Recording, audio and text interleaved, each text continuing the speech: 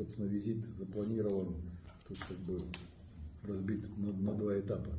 Первый этап — это сегодня мы хотим обсудить те текущие вопросы, которые нам необходимо, ну и действительно то, что вы говорите, на перспективу, с учетом того, что нам необходимо сейчас откорректировать некие решения до конца года в рамках решения межправкомиссии, с учетом освоения средств, может быть, перераспределения средств. Сегодня мы там в рамках обсуждения инвестпрограммы обсудили, что можно посмотреть какие-то направления, где можно будет направить средства там, где есть возможность их эффективного использования.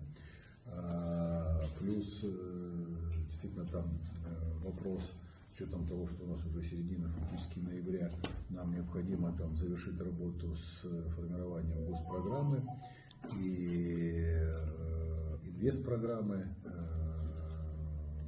акценты расставить на следующий период.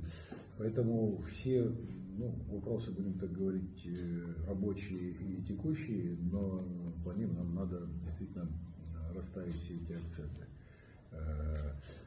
И с точки зрения вопросов, связанных с бизнес-направлением, это мы как раз хотели завтра еще обсудить с банками, значит, рассмотреть вопрос перспективы работы по льготному кредитованию, по работе с малым и средним предпринимательством,